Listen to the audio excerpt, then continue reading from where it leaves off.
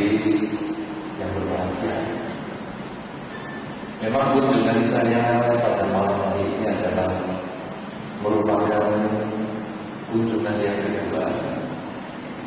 Dan tadi sudah diingatkan tahun kemarin saya datang pada tanggal 26 Maret.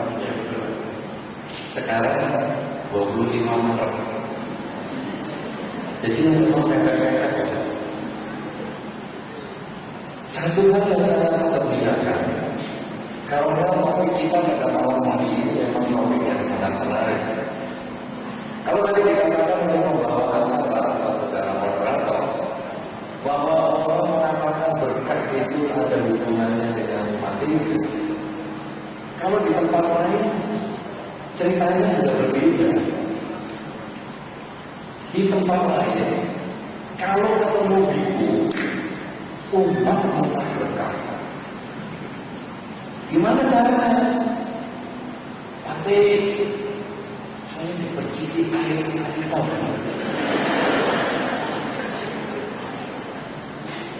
Saya diperciki air hitam. Sudah, kemudian kita perciki. Urun aja, pate, banyak.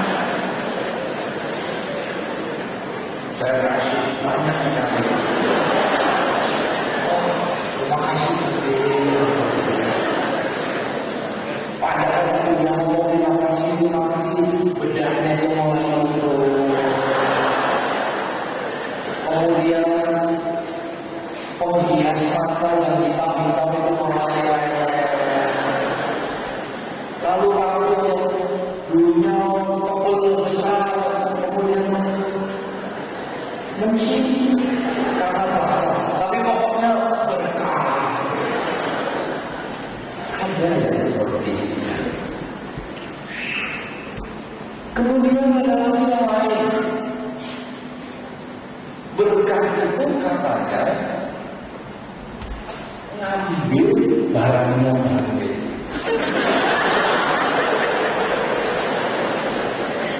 Ini ada satu pengalaman. Saya pergi ke sebuah wihara yang jarang didatangi oleh ibu. Kemudian saya biasanya bawa perlengkapan mandi sendiri. Saya bawa atur, bawa sabun, bawa odol. Ketika hari mau pulang, sabun odol bisa amblas.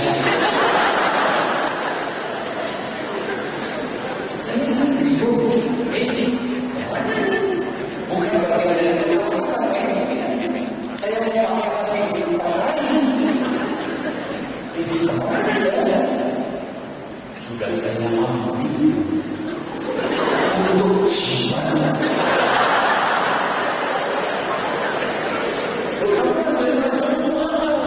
Kalau saya mau ini nanti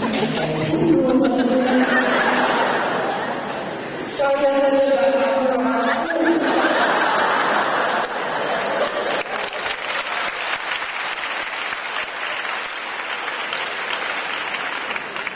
Saya tidak tahu bagaimana sabun yang bisa jadi bikin orang enteng itu. Ini tidak masuk akal. Tapi itu katanya ini berkah. Pernah sandal hilang. Kalau pakai sandal pakai mesti selamat.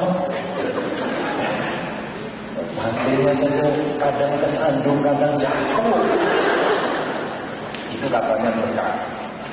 Jadi pembersihan air katanya berkah. Dapat jimat dari pantai berkah. Ada yang lebih luar biasa lagi. Saya perhatikan di beberapa daerah, mudah-mudahan tidak di Medan, umat suka nunggu biku matang. Mudah-mudahan di Medan tidak ada ya. Ada nggak kalau ada juga? Ada. Padahal saya tidak ngomong mudah-mudahan tidak ada. Apa yang dia inginkan? Kalau rumah biasanya barang banyak, biku juga nggak bisa ngambisi. Ada yang ngomong makan boleh. puasa. Saya ini dikira unta ya. Obat kita belum hasil, minum banyak. Ya saya biasa-biasa saja. Nah, jadi umat berdana sudah banyak. Kemudian kata-kata umat berdana, ini pakai sayur, ini pakai bubuk, ini pakai tahu. Saya ngomong sebetulnya saya sudah tahu. Itu bubuk, itu tahu, kamu nggak bisa kasih tahu lagi sama saya. Kemudian dia ganti. Udah nggak ngomong ini sayur, ini bubuk. Ande ini masak sendiri. Ande ini goreng sendiri. Dia nunggu di depannya. Oh, itu kan banyak umatnya. Kita makan sedikit. Punya saya ganti. Belum makan. Wah, ini dia. Ya sudah, yang itu belum ganti. Ambil sedikit. Kok cuma sedikit? Yang tidak orang cuma kecil begitu. Bagaimana diisi semua? Terus sudah selesai makan. Langsung apa yang dilakukan oleh umat yang itu? Mudah-mudahan tidak dilakukan di mereka. Semua.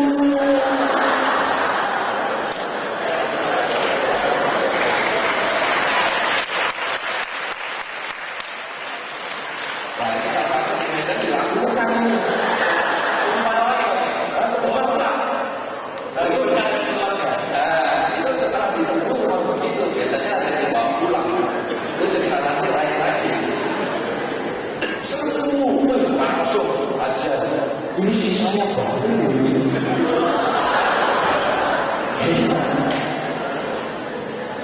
Lalu ada satu umat yang kisah. Ada satu ketika umat berdana air. Kemudian sama umat ini di dalam ruang makan diminum dulu. Kemudian dibawa keluar. Ayo siapa mau berkat ini? Ayo berkat, punya batik dong, punya batik. Woi semua berkat minum. Sudah minum apa? Dia ketawa. Kenapa kamu ketawa? Tahu nggak? Itu bukan sisa batik, itu sisa saya.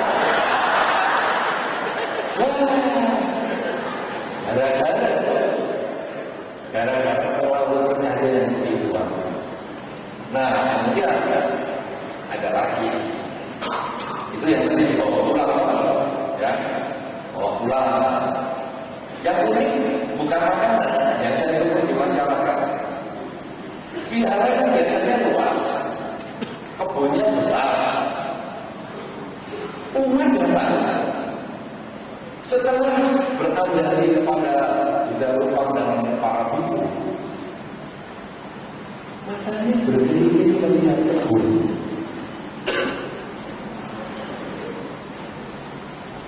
Ada mangga.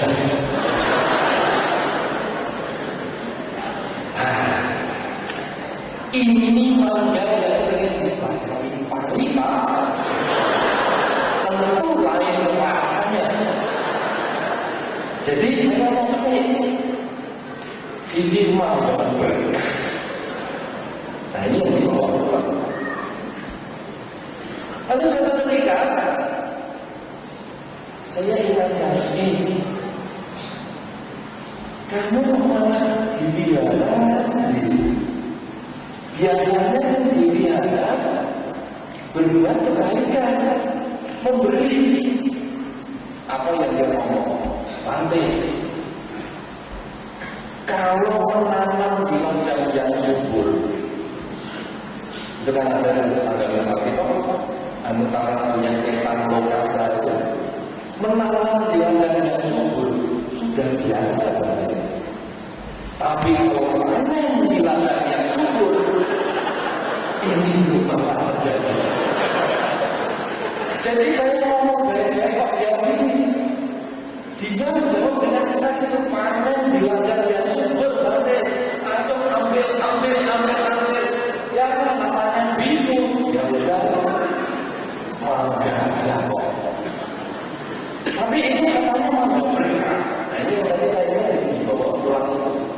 Iya, masyarakat macam-macam.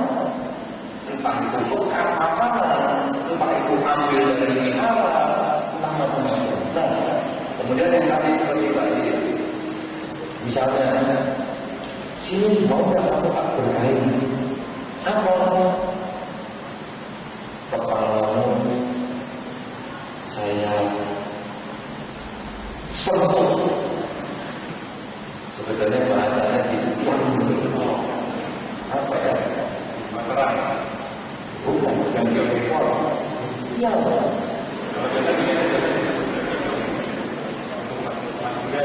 Bukan di ekor, bukan di tiang. Apa ya? Berarti kalian tahu tiang itu bahasa Indonesia-nya apa ya? Kan kadang-kadang kita punya budaya lupa, terus diberkahi, itu tiang istilahnya, tidak tahu itu bahasa dari mana, tidak tahu. Mungkin ya, di mana ada belakangnya itu, ya, itu pokoknya pastinya ya. Sini, jika saya tiang, jadi sembahyang. Yang nanti dapat berkah. Banyak sekali hal seperti itu. Bahkan seperti yang tadi diceritakan oleh saudara Mondrato, kadang-kadang melibatkan materi. Karena urusan agama ini paling gampang diputar balik. Sehingga bagi orang yang tidak mengerti, orang yang percaya pada suatu keyakinan tertentu itu paling mudah ditipu. Satu contoh saja, kemudian sembahyang. Pulang dari wihara, kerjaannya atau dagangnya hari itu rugi. Langsung dia protes. Bagaimana? Saya sembahyang di sini malah rugi. Apa jawab orang dari dia? Untung kamu sudah sembahyang. Jadi rugimu cuma segitu. Kalau kamu nggak sembahyang, ruginya lebih banyak. Akhirnya orang sembahyang terus. Tapi kalau orang datang ke wihara dan tidak sembahyang dan rugi, itu juga ringan. Tahu nggak kenapa bisa merugi? Karena kamu ke wihara tidak sembahyang. Jadi apapun yang terjadi, gampang sekali dibolak-balik dan orang percaya. Makanya kemudian kalau berhubungan dengan materi tadi, aduh, kok saya sial terus ya, karena kamu belum saya tiang. Makanya perlu itu tiangnya, supaya kamu usaha lancar sepanjang tahun. Loh, tapi saya tahun kemarin sudah diundang yang begitu, gagal usahanya, kepala saya terbakar, rumah saya terbakar. Loh, untung sudah diundang. Jadi kamu nggak ikut terbakar, cuma kamu saja. Jadi sini tetap saya diam. Duit lagi.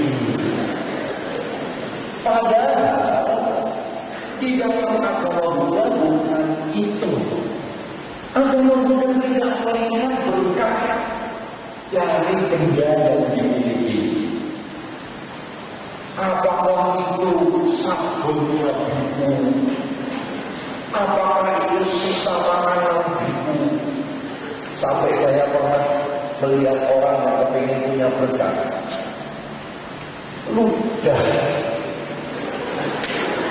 Ludahnya biku itu bisa disimpan. Ini sungguh-sungguh terjadi. Di salah satu negara Buddhis, itu bikunya suka bahasa Jawanya gampang sekali, menghina, macam sirik. Jadi ludahnya itu kan merah. Nah, orang yang biasa makan sirik itu kan biasanya kan meludah terus kan, ya. Nah, di negara Buddhis itu biku ini disediakan tempat ludah. Kalau biku ini sudah makan sirik kemudian meludah, ludahnya ini bukan disimpan nanti seperti ada satu tempat lagi seperti leontin begitu, setengah lingkaran, ya nanti setengah lingkaran dengan setengah lingkaran, ludah itu disimpan itu, kemudian setengah lingkaran dengan setengah lingkaran itu dijadikan satu, kayak di gelas begitu dipanasin, sudah, itu kalau saya juga bisa begitu, padahal di dalam benda seperti itu bukan benar. Dibersihin air banyak-banyak, walaupun dibakar yang paling kali buat bebek, itu bukan benar. Kemudian mungkin punya siswa tertentu, jiwa-jiwa tertentu itu bukan benar.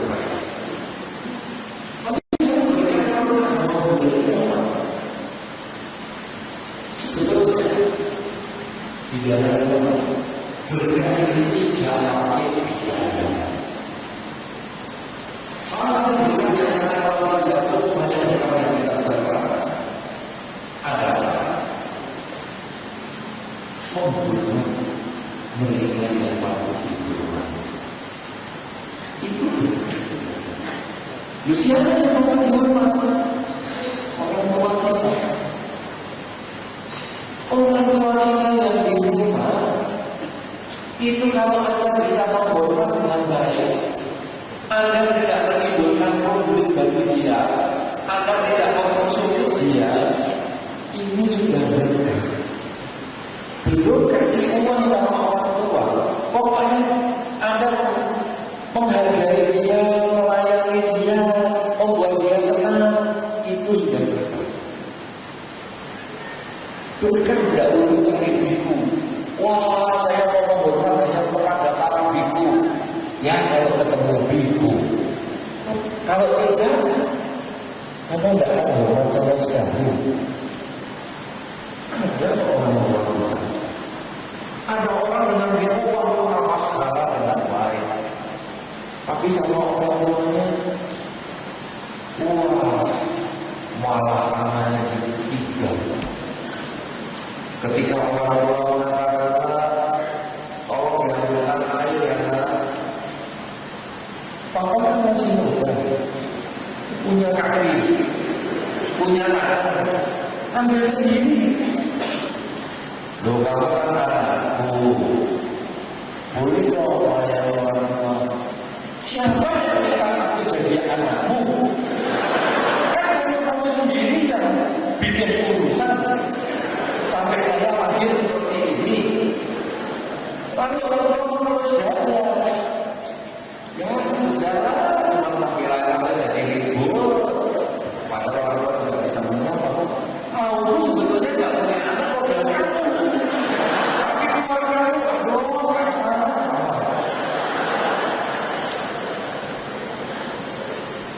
jadi kalau kita bisa menghormat para biku, tapi kita belum bisa menghormat orang tua kita di rumah, sebetulnya itu belum mendapatkan berkah yang sesungguhnya. Karena sebetulnya pola pikir kita harus dibalik. Ibu yang tidak ada kenal saja bisa Anda hormat, apalagi orang tua Anda yang telah menghasilkan Anda lahir di dunia.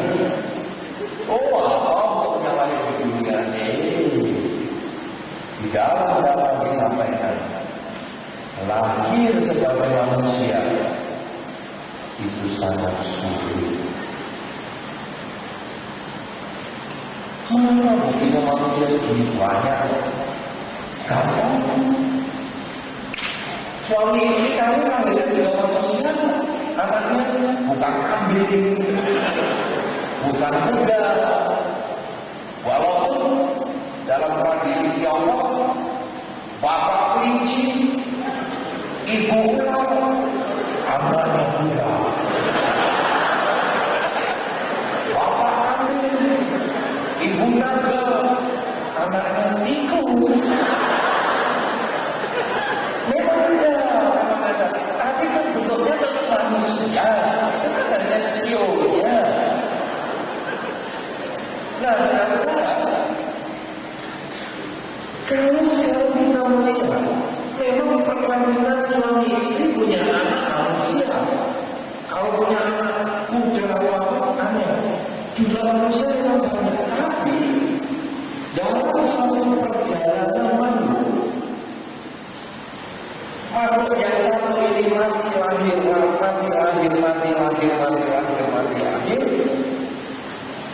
kemungkinan menjadi manusia itu sangat kecil.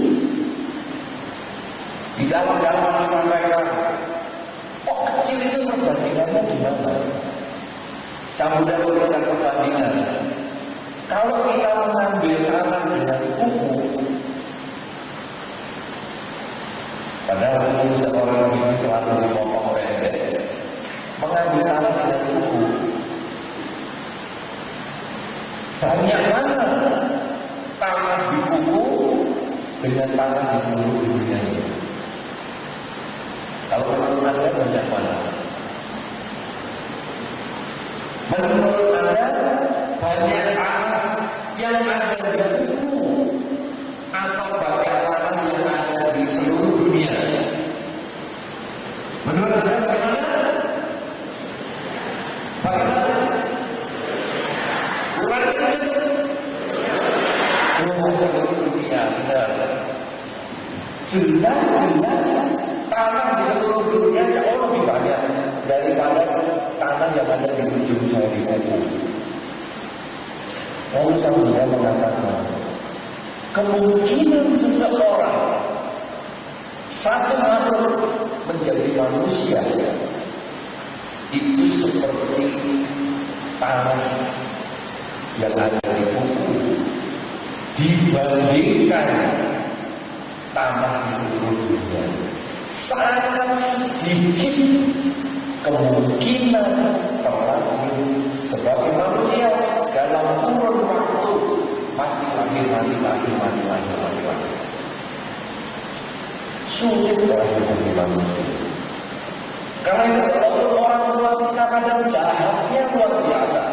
Ada beberapa orang yang bertanya, Bante, orang tua saya jahat sekali ini bagaimana? Apa saya tetap membalas budi kepada orang tua? Tapi dia membuang saya ke panti asuhan, dia tidak bertanggung jawab, saya tidak dirawat. Apakah saya tetap membalas jasa? Tetap. Kenapa? Karena orang tuamu yang walaupun jahat, yang walaupun membuang ke panti asuhan, orang tua itu yang membuat engkau terlahir sebagai manusia, mengkondisikan engkau terlahir sebagai manusia yang tidak dapat dikatakan sulit sekali lahir sebagai manusia. Seperti kokoran kuku berbanding seluruh dunia. Oleh karena itu kita layak membuat orang tua kita, karena dari beliau membuat kita lahir di dunia. Siapa yang tidak pernah namaskara kepada para biku, para biksuti? Siapa yang tidak pernah namaskara? Namaskara itu baik maksud saya. Siapa? Tidak ada. Pantas.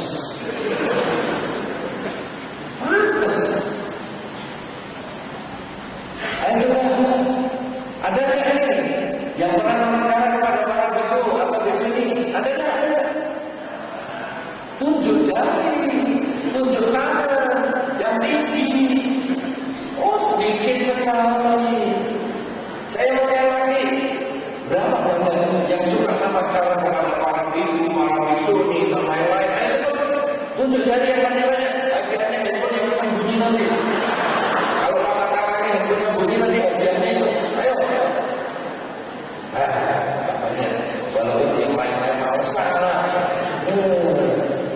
menunjukkan kebajikan saja malas, apalagi keburukan. Dan sekarang perbuatan baik saja mau mengakui. Apalagi kalau ditanya siapa yang mengambil uangnya bapaknya, cepat sembunyi semua tangannya. Kok berbuat baik mestinya dibanggakan, mestinya siapa yang mengambil sekarang? Siapa yang benar-benar menolong? Siapa yang pernah mencuri? Anda yang tidak pernah marah kepada para biku dan biksu ini, maka Anda mesti bisa menghormat orang tua Anda juga, karena mereka yang melahirkan Anda. Dan karena Anda sudah dilahirkan, maka Anda hidup sebagai manusia.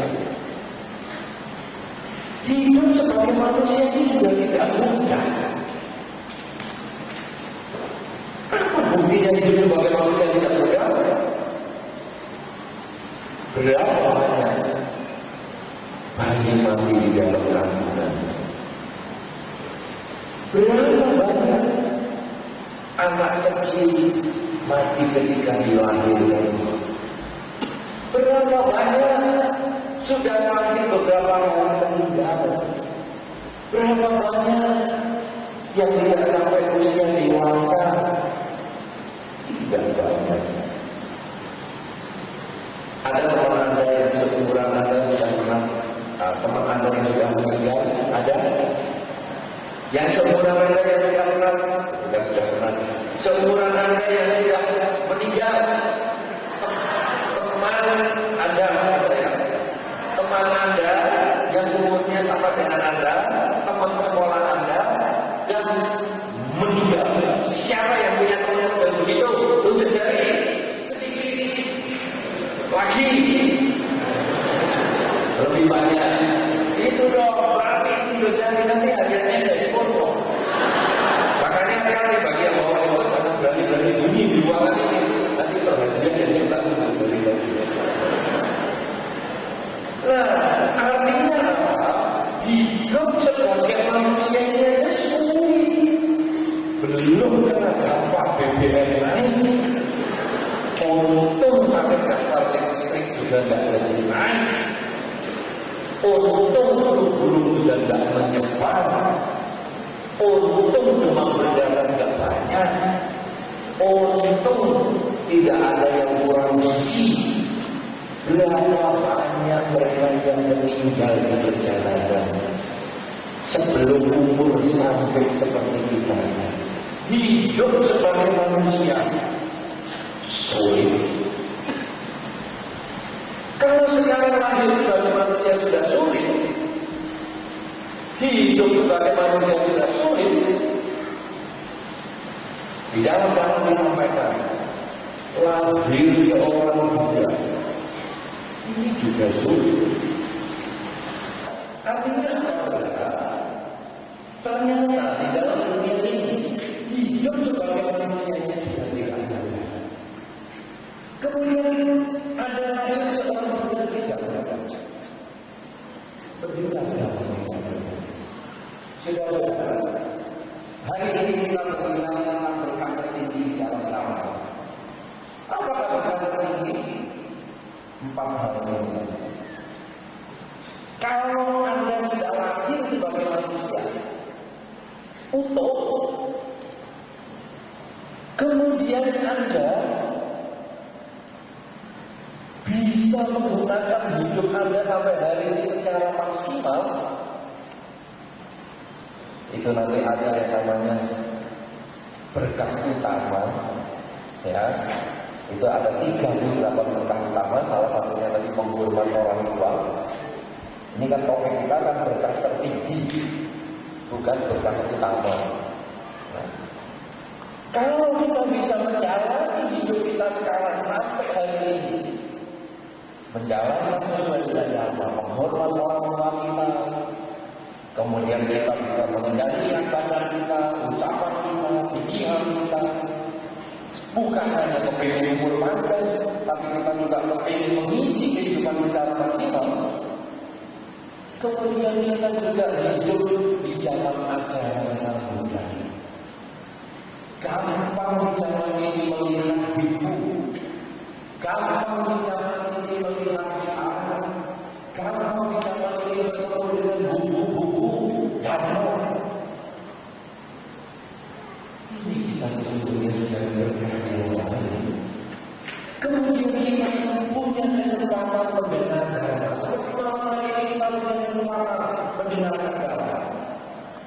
Di luar kita punya kesempatan membaca buku. Setelah acara ini Anda punya kesempatan ke wihara mendengarkan para penceramah dakwah. Dan kemudian Anda melaksanakan. Ini sebetulnya berkah yang tertinggi di dalam kehidupan ini. Oleh karena itu saudara, berkah memang. Berkah utama tidak berdampak salah satunya menghormat orang tua. Tetapi kenapa kita harus menghormat orang tua? Karena kita sudah dilahirkan sebagai manusia, sudah hidup sebagai manusia, dan kita harus mengisi hidup kita yang secara maksimal sesuai dengan dharma. Karena yang ketiga adalah kita telah mengenal ajaran Sang Buddha pertama yang ada di semua bumi. Terlahir seorang muda, dan akhirnya pada kesempatan ini kita punya kesempatan mendengarkan. Kalau empat hal yang sulit di dunia dikatakan di dalam agama, sungguh sulit untuk terlahir sebagai manusia, sungguh sulit untuk hidup sebagai manusia, sungguh sulit untuk seorang muda terlahir di dunia, sungguh sulit untuk mendengarkan. Kalau empat kesulitan ini Anda sudah lewati sekarang ini, apa yang harus kita lakukan? Bukan hanya sekedar mendengar, tapi mari kita mulai melaksanakan di dalam kehidupan kita sehari-hari. Bagaimana kita sekarang melaksanakan dengan badan kita, menjauhi yang jelek, melakukan yang baik. Bagaimana kita melaksanakan dalam ucapan kita, mengendalikan kata-kata yang khusus, mengucapkan kata-kata yang manis, dan bagaimana kita mengendalikan pikiran kita dengan yang jelek-jelek untuk kita awal-awal pikiran yang baik. Kalau hal ini kita bisa lakukan setelah kita melewati empat kesulitan di dalam kehidupan ini, sungguh-sungguh kita mendapat berkah termulia, berkah tertinggi di dalam kehidupan. Tapi kalau kita hanya dapat empat saja, sudah ada sebagai manusia, sudah hidup sebagai manusia, sudah mengerti ajaran Sang Buddha dan sudah mendengarkan ajaran Sang Buddha, tapi tidak melaksanakan di dalam kehidupan sehari-hari, maka itu belum berkah. Itu baru pembeda yang 95%. Jadi mau yang 5% atau mau yang 95% itu tergantung Anda. Karena kehidupan kita sudah melewati empat kesulitan. Gunakan ini semaksimal mungkin sehingga akhirnya kebahagiaan menjadi milik Anda, bukan hal berkah. Sisa sabun, sisa rokok, sandal, apapun berbiaya sekian banyak, tetapi sebetulnya berkah ada di dalam perilaku kita sendiri yang baik dengan badan, ucapan, dan pikiran kita. Terima kasih.